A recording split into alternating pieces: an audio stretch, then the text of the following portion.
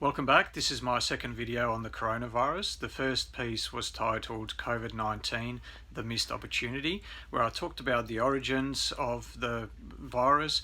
I also talked about how it was a mistake, in my opinion at least, to be aiming to flatten the curve. What we should have been striving for instead, you can see it on the blackboard here, rather than trying to flatten that curve down below the capacity of the healthcare system, we should have been trying to move the curve out, because we had a real unique opportunity here in Australia. The opportunity was twofold. So number one, we're an island. So unlike in Europe, where you would have to police thousands of roads that cross the border and you can't stop people crossing the border on foot, etc., here all we have is seaports and airports. Those are the only two ways by which people can get into a island nation like Australia. So we had a unique opportunity. What we could have done back before the first case appeared on the 25th of January. So just want to make a correction to the first video where I mentioned the first case in Australia was the 19th of January. It was actually the 25th, so my mistake there.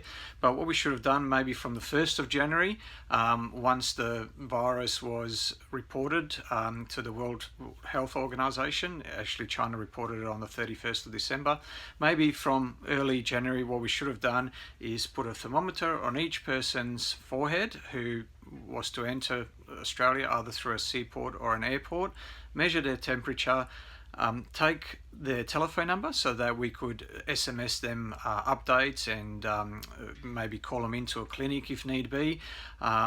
And number three, we could have given them a brochure to tell them about the virus, to encourage them to self-isolate, and so on. So that, I think, was a real missed opportunity. As I mentioned in the first video, I put up a Facebook post, a LinkedIn post, a Twitter feed, where I was encouraging and employers, including my own employer, who has been absolutely fantastic, by the way, and ahead of the curve on this. I was encouraging employers to consider it a prudent thing to do to keep people from coming to work, especially if they've been travelling overseas.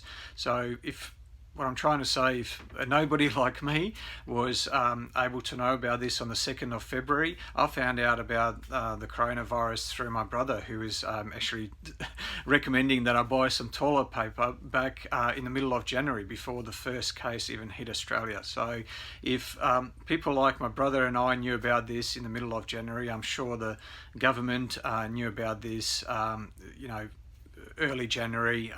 They definitely would have known about it on the 1st of January once the first case was reported to the WHO. By the way, I'm not being political, whether it's the government or the opposition. From what I can tell, I don't think one was any better than the other. So I'm not trying to be political here in any way. When I refer to the government, I'm referring to politicians in general. It really is a missed opportunity, and if you listen to anyone from abroad, whether it's doctors, whether it's healthcare professionals, anyone else overseas, whether it's even politicians, everyone in Italy, the US, Europe, China, Singapore, South Korea, everyone is saying, when they're asked about what advice they could give Australia, everyone is saying, go earlier, go harder. I mean, it's a common theme amongst all those people. And these people are the infections hit these countries a lot earlier than it hit us. So, we had a two-pronged opportunity here. Number one, we're an island. Number two, it took some time before the virus made its way to Australia, the 25th of January. So, yeah, really could have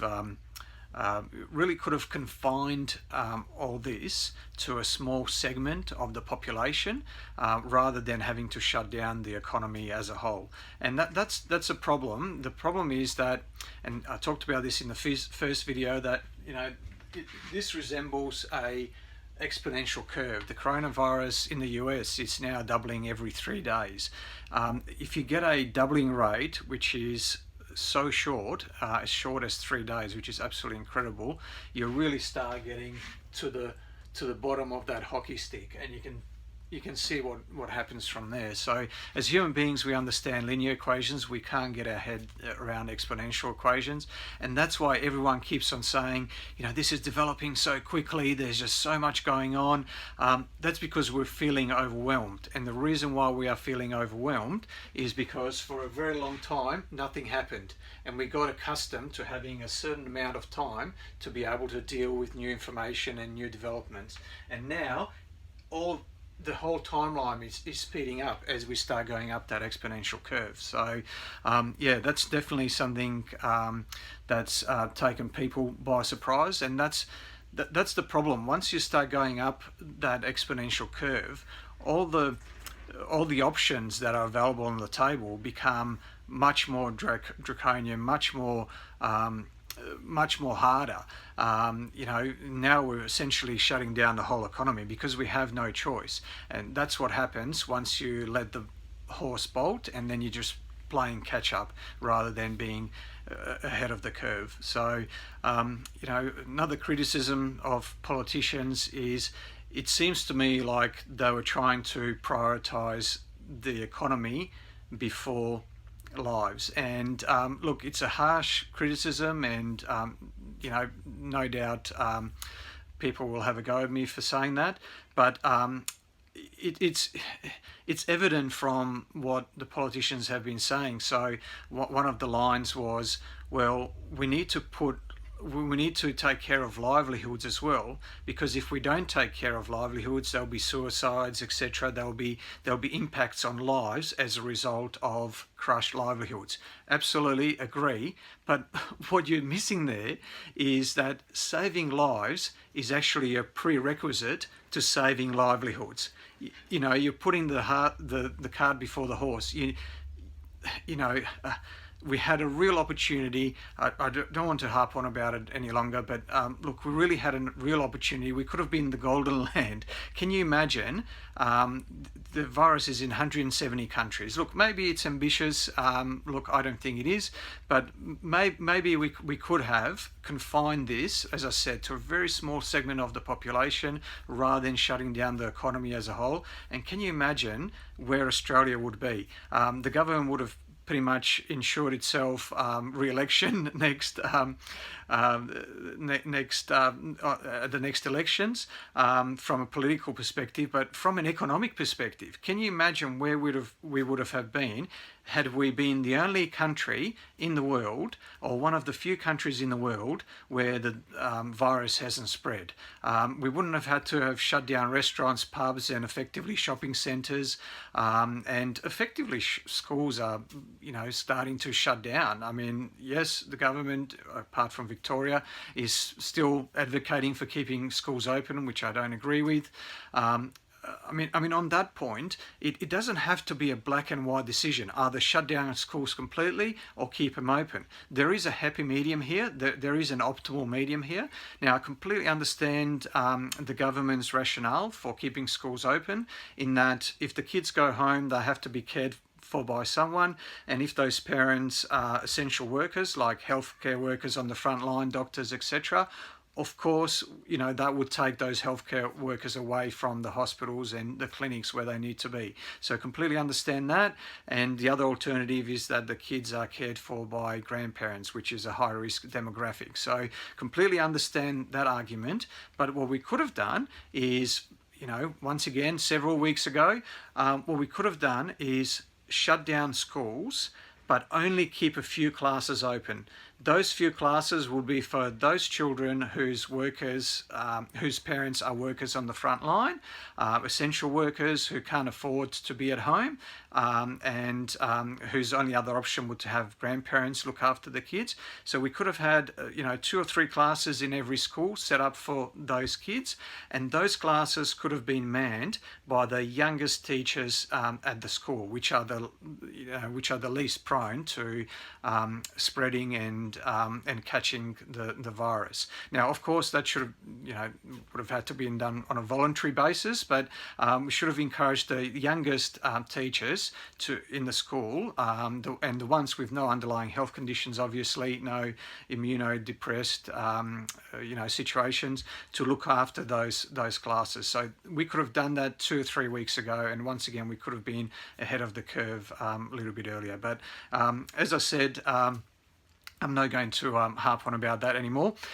This video is going to be all about some of the practical steps that we can take to protect ourselves. Now, this is information that you won't necessarily find in the mainstream media. You won't necessarily find on the government websites.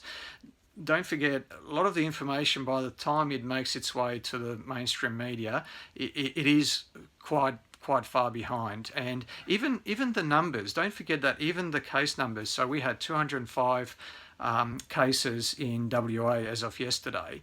Now, that might have been reported as of yesterday, but those cases would have been back at least 5 days ago, because it takes 5 days to get the COVID-19 test to come back. Yes, you can do the test, turn the test around in 2 days if it's extra urgent, and I know there's moves to try and shorten that period, but as it stands, it takes about 5 days to get the test back. So the numbers that we're seeing are numbers from 5 days ago. Now, fortunately, in WA, we're not doubling the numbers every 5 days as yet.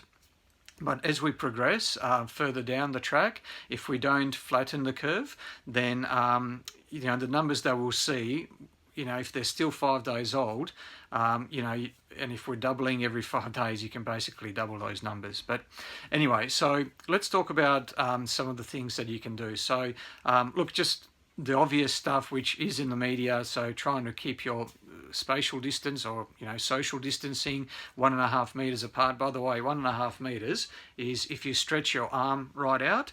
If there's 2 people, you shouldn't be able to have your hands touch each other. That's 1.5 meters as a good rule of thumb. And they talk about the 4 square meters, especially indoors. So keeping at least a 4 square meter distance around yourself. The reason for that is because the way the virus, the primary method by which it spreads is through droplets. Now, when you think droplets, we're not talking drops, we're talking droplets. They can be as small as 5 microns. So to put that into context, the average human hair is between 60 and 120 microns thick.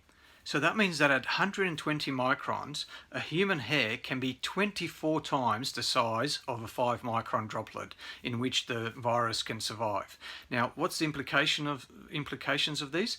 It means that the virus can be suspended in the air for as long as 3 hours. So what does that mean? That means that someone could sneeze, they could be asymptomatic, so they might not even know or be aware that they have the virus. They might not have any symptoms, and they could sneeze, particularly in a indoor space, shopping centre, let's say, and then 2 hours later, you could walk through that space, at least in theory and perhaps in practice as well. You could walk through that space and inhale those droplets and become infected that way. So, look, yes, granted, it's not the primary way by which the virus spreads. The primary way is through direct contact, and especially if someone sneezes right in front of you and they don't cover their mouth. I mean, that's fairly obvious, and if they're infected, you pretty much have little, if any, chance of becoming infected if that happens. But through human contact as well, because the virus is spread through fluids. So once those droplets start to evaporate on the floor or on the surface, now this can take an extremely long time. I'll get to that in a minute. But once the droplets start to evaporate, the virus tends to die out. So the virus spreads through fluid, and the main way that fluid can enter the human body is through the mouth, through the nose, but even through the eyes. That's why you see doctors and nurses who are wearing the PPE, the personal protective equipment. They've got goggles and eye shields as well, because through the mucous membranes in the eyes, you can actually contract the virus as well. So obviously eyes, nose and mouth, keep those number one, covered if you're outside. Number one, don't go outside. Definitely stay at home if you can. But if you have to go outside, probably from this point onwards, I would definitely advocate staying ahead of the curve and putting a mask on if you have one. But as I said, look, let's just start at the beginning in terms of what you can do. So number one, stay at home. Everyone's been saying this, and even the government's saying this. There's ads on TV now telling you to stay home. So if the ads are there on TV to tell you to stay at home, we should have been staying at home 3-4 weeks ago. So stay at home. If you can stay at home, if you don't have to work, if you can work from home, fantastic. If you have to go to work, obviously take every precaution that you can. If you're staying at home, don't even go shopping. So, you can have your food delivered. And look, there are other choices apart from just Woolies and Coles. Believe it or not, Bunnings is doing deliveries now as well. So if you're looking at doing if you've got time on your hands now, looking at doing a project around the home, you can have stuff delivered from Bunnings. This is not an ad for Bunnings, by the way. So yes, but in terms of having food delivered, there are other options than just Woolies and Coles. I heard that Browns has been delivering milk and juices and other stuff, but even your food delivery services or your weight loss, your Light and Easy, HelloFresh, Weight Watchers, Jenny Craig, I'm sure all of them do deliveries. So I'll put up something on the video so you can have a look. But just think outside the box a little bit. There are definitely ways to get your food delivered to your house. You don't have to go to the shops. Now, obviously, if you have to go to the shops, have a mask on if you can. Have your eyes covered with glasses if you can. If you don't have a mask, I have seen some videos on YouTube. There was a lady who was making masks out of bras, the cups out of a bra, and using that as a mask. I'm not sure if that's, the official line is that only an N95, N99 is even better than N95, but at least an N95 mask is the only one that's proven to provide a barrier against the virus. But even then, and this is what a lot of doctors, fail to understand, especially early on, 14% of all the cases are frontline healthcare workers like doctors and nurses. Now, in some respects, that would make sense. Yes, they're dealing with the patients. But on the other hand, well, how come they're getting infected when they're wearing all these personal protective equipment, glasses, masks, all the rest of it? Well, this is what a lot of the doctors fail to understand early on. And yes, look, I'm just being smart in retrospect here. I completely get that. It's very, very easy to be clever after the fact. But this is to try and obviously help you and us and everyone now, is with the masks, yes, they may stop you contracting the virus while you have the mask on. But where the danger lies, and this is what a lot of the doctors were missing, is once you take the mask off, because the virus can stay on surfaces for a very long time, several hours to several days, and I'll go through all those numbers later. But because the virus can stay on the mask, once you take the mask off with your hand, and then let's say you touch your face, or I should be touching my face, then you touch your face or your nose, that's how you can contract the virus. And so what you need to do is completely dispose of all that personal protective equipment. Try not to obviously use it if you reuse it if you don't have to, but if you do have to reuse it, maybe put it in a plastic bag for several days. Give the virus a chance. Give those droplets, those tiny 5 micron droplets a chance to dry out and for the virus to die. Better still, you might, if you have some Glen 20 or some disinfectant spray, you might be able to spray that into the plastic bag and leave it there for a few days, at least overnight, and hopefully then you may be able to reuse the mask if you have to. So so that's a tip there. In terms of and I'll tell you about the doctors. Actually, I might tell you about that now. So before we talk about bringing in deliveries inside the house. So if I can find it, I'll read you what my wife texted one of our friends who's a GP, a general practitioner, a doctor, and said to her, look, my husband is working from home. We've kept our kids from school for the last couple of weeks, but I'm the sole link to the outside world, and perhaps I could be bringing the virus in. As a school teacher, what should I be doing to protect both myself and the family? And I think I've got it here. Yes, I do. Here we go. So I'll read you the exact text that the doctor wrote. I think this is absolutely perfect, ahead of the curve advice. So I'll read it. So it says, when you get home, shoes off at the front door. Straight to the bathroom and wash your hands. Have a bucket in the bathroom with soapy water or nappy sand. Put the clothes straight in there. Immediately into the shower and soapy wash.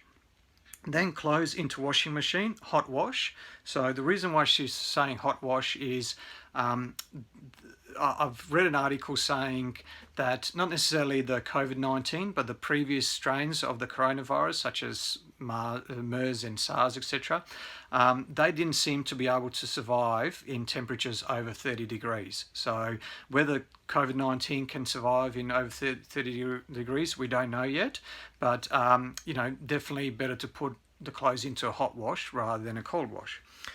Try not to touch anyone at home, no hugs and kisses obviously. Sleep in separate bedrooms if you can. Wash your hands often. Eat dinner outside together. This is what all the doctors are doing. Would suggest you do it too. As I said, I think this is absolutely brilliant, ahead of the curve advice. If this is what, all the doctors are doing, maybe we should start doing this as well. It's only prudent. Why is she saying to put the clothes into, soapy water and a bucket of nappy sand? Well, the virus, this is what I'm trying to say, the virus can survive on surfaces for a very long time, including your clothes. So, as you enter the house, obviously from outside, try not to touch the door handles, etc. If you have touched them, try and disinfect them. If you've got some, if you're lucky enough to still have some antibacterial wipes or, even any household, cleaner will do. Just a big tip there, try not to mix different household cleaners together because you could get toxic fumes coming out of them, especially bleach and ammonia and things like that. So try and, if you're using one household cleaner, stick to that one. Try not to mix the two together. So but yeah, if you happen to touch door handles, etc., obviously try and wash them with household cleaners. If you don't have a household cleaner, even soapy water is definitely better than nothing at all. So getting back to staying at home and getting deliveries. So even if that delivery comes in, I can't remember the numbers, but I'll see if I can look it up and put it up on the screen for you. But I'm pretty sure that it said that on cardboard, the virus can survive for 72 hours or 3 days. So so if you get a delivery, if it's in a cardboard box, plastic, similar, 72 hours. So if it's in plastic bags, don't just take the shopping and bring it straight into the house. Look, yes, there might be a low probability that you might get infected, but hey, for a small inconvenience, why take the chance? So one good tip is you may be able to, obviously, items like milk and cheese and, things that have to go into the fridge, might have to go into the fridge. So what you might be able to do there is separate all the items that need to go into the fridge, put them in a separate plastic bag. If you have some Glen 20 or some disinfectant spray, spray it in there, close the bag off and put that in the fridge, and try not to drink that milk for at least, 12 hours overnight if you can. Obviously the longer the better. The other items that don't have to go into the fridge, you might be able to put those in, let's say, the boot of your car. And then what you can do is you can once again spray the Glen 20 all around the boot and close the lid, close the boot, and leave it there for, you know, the longer the better, once again. So so there's another tip there. I mean, you know, we've talked about clothes, cardboard. I'm just looking at my notes here. Steel, plastic. So here's another tip. If you have to go out to the shops and you can't avoid it, and you know you're grabbing a shopping trolley, don't forget the handle of that shopping trolley is made of plastic. So if anyone that's been there for the last 3 days, and I know some of the shopping centres and the grocery supermarkets are trying to disinfect the handles, but what if they haven't? What if you just, you know, didn't even think about it and you just grabbed a trolley that was in the, you know, that wasn't lined up with all the other trolleys right in front of the supermarket? Then maybe it didn't get disinfected. But even if it did, just be mindful that the virus can survive on that plastic handle for 72 hours, for 3 days. And look, these numbers aren't set in stone by any measure of, you know, by any measure at all. You know, this is very early days as far as the virus is concerned. There's very little knowledge about it. There's very little research. There's been very little time to do research. So, you know, we don't know if it's 2 days, if it's 4 days, if it's longer, if it's shorter, but we think it's 3 days. So, you know, work on that. Basically, work on the proviso that you know, that trolley is infected. So, you know, if you do have to take that trolley into the supermarket, try not to touch your nose, try not to touch your face, etc. And obviously wash your hands off with soapy water, or if you have any hand sanitizer. By the way, another tip, soapy water, if you wash your hands properly, and I showed this in the previous video, the proper way to wash your hands is not just washing them like that, but also do the back of your hands, but also in between your fingers. So as you can see there, so make sure you wash in between your fingers and do your wrists as well, and you know, your forearms as well if you can. But your wrists, don't forget about the wrists and in between the fingers. So that's you know, that's something that a lot of people miss. And to wash your hands properly, you need to use soapy water for at least 20 seconds, preferably 30 seconds. As a good rule of thumb, the time it takes to sing happy birthday twice is about 20-30 seconds. So so keep that in mind. Wash your hands properly, obviously. And you know, another good advice is sorry, this is what I was trying to say before, losing my track of thought, babbling on so much.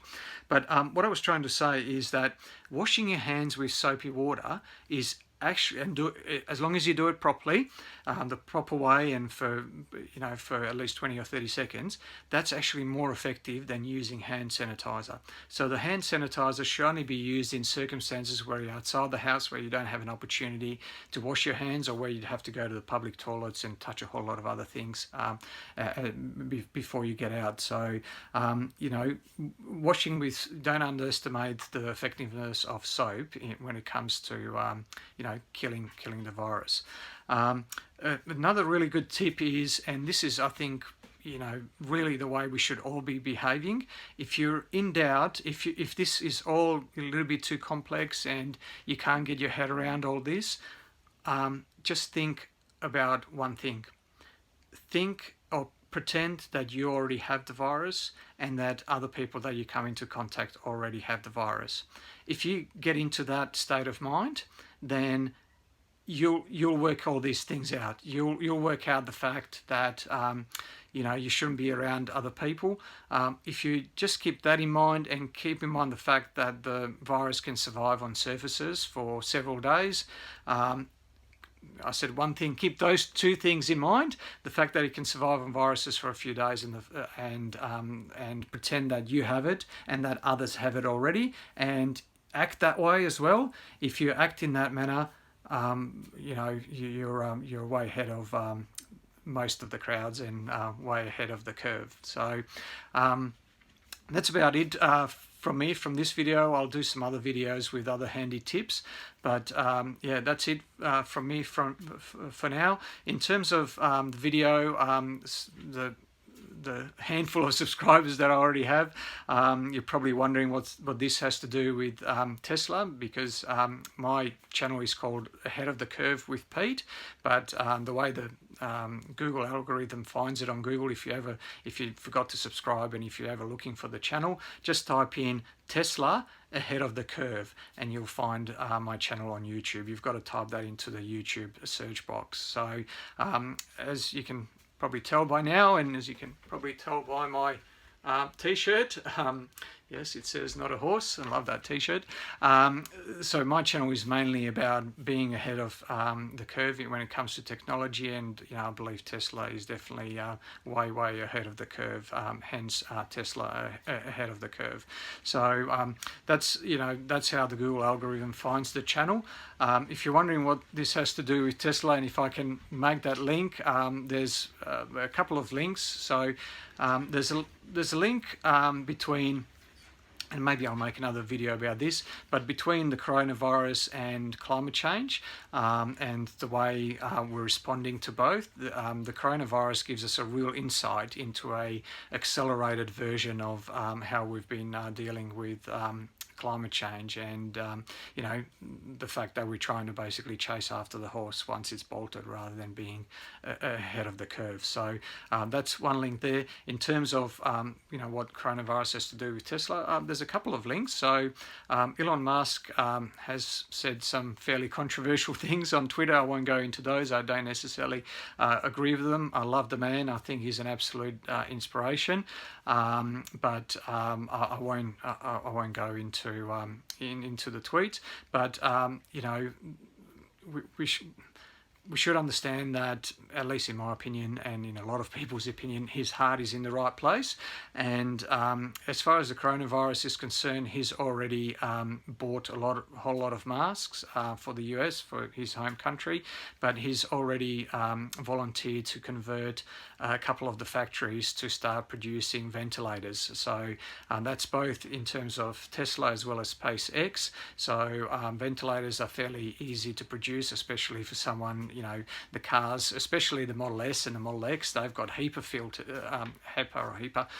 filters, which can filter out perhaps even viruses, but they can establish a higher pressure inside the car and prevent things from coming into, particles coming into the car. But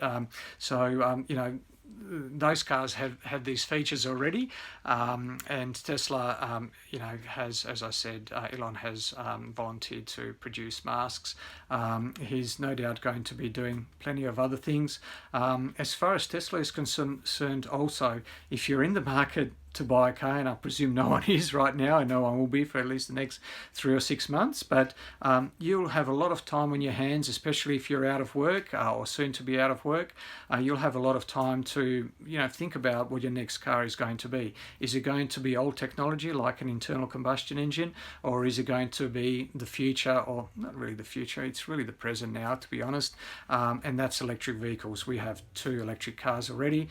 We've got a Tesla Model 3 and a Holden Volt, both absolutely fantastic cars.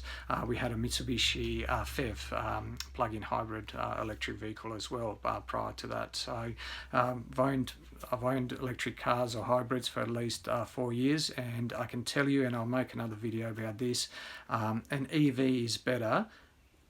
An EV has got to the point now where you could argue, and you could definitely make the point, and I definitely believe this, that it's better than an internal combustion engine vehicle in every single sense. Doesn't matter what it is that you look at.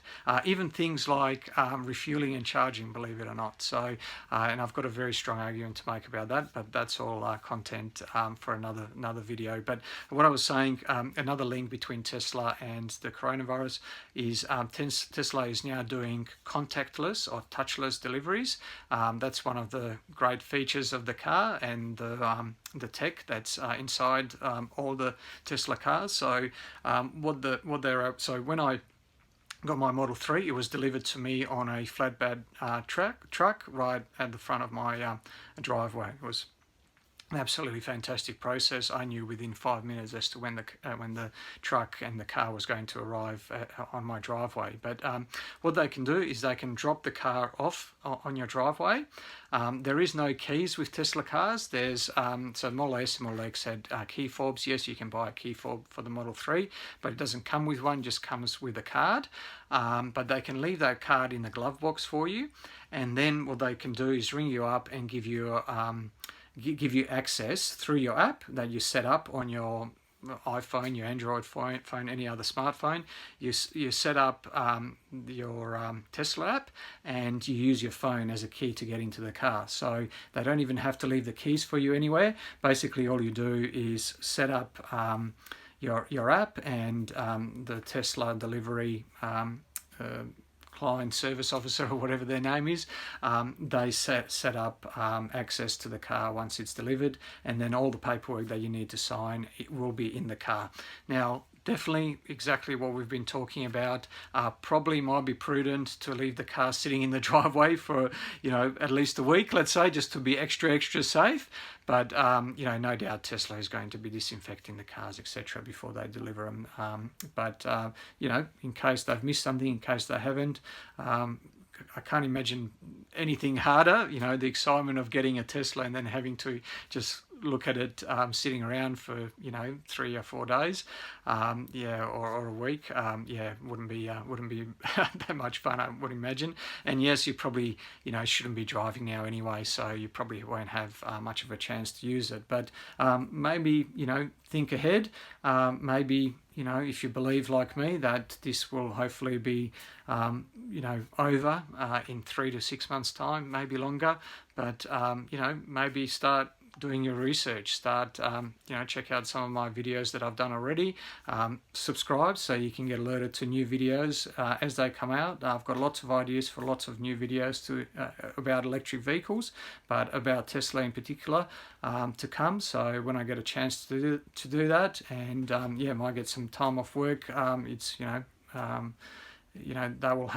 will happen at some point. I'm sure we're in a very lucky industry in that the solar industry has been doing really, really well, to the point where, actually I'm not going to go talk about revenues and things like that, but look, it's been doing very well. In fact, we've had close to our record weeks in the first couple of weeks in March, believe it or not. So we've done really, really well, and I've been very lucky to work for a company that's been definitely ahead of the curve on this. When I put the Facebook post and the Twitter feed and LinkedIn post up on the 2nd of February, when I warned people about the first death outside of China being in the Philippines, I also sent that email to our CEO, who's been absolutely fantastic with this. He's grabbed that ball and he's just run with it. So we had sanitizers in the office, we had antibacterial wipes, and we were wiping our keyboards down for over a month. None of us are in the office anymore. We're all working from home. And even the installers are taking extra precautions to protect our clients, but to also protect themselves. So, look, our work's been fantastic. When it comes to this so far, and feel very privileged to be able to work from home, but I'm sure that won't last for 3 or 6 months. So we'll see what happens with solar. But on that point, when it comes to solar is all about saving your money, and if you can make, even if you don't have the cash, but if you're in a position to borrow money to pay for solar, whether it's commercially or residentially, and especially if you can make that whole equation cash flow positive, well, it's actually going to improve your cash flow, which is absolutely critical, during these times for most companies, and for your personal cash flow as well, I would have thought. But it's don't just trust anyone to do those numbers for you. I've got a financial background. I used to be a stockbroker for 12 years prior to doing solar for the last 10 years. So, yeah, don't just trust anyone with those numbers, because yeah, there's a lot of mistakes that people can make when it comes to the financial analysis of solar, and that's been one of our strengths. One of our many strengths. But I'll stop plugging solar, and I haven't mentioned our company name, so it's not a outright shameless plug.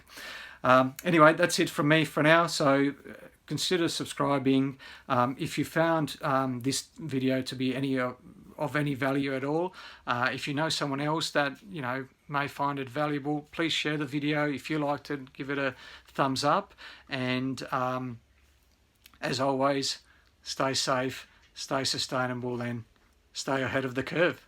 Ciao. Hey, I'm back again. I forgot to mention, if you've got any ideas, any good tips about how to stay safe in this current situation, please do share them in the description section below. Share them with others, and yeah, that's the right thing to do. And look, if there's something there that's particularly poignant or particularly relevant or a really good idea, I'll obviously make a video about it as well. And look, even if you feel like saying something and you wanted to record something, either just voice or video as well, or if you wanted to even do a hookup and talk about a specific idea that you have that might be quite good, please let me know, and we can record it and put it up on the channel as well. So whether it's my channel or your channel, if you have one, or both channels, I'm open to anything. So yeah, whatever it takes to spread the message and get the word out there about staying safe. So stay safe, stay sustainable, and stay ahead of the curve. Ciao.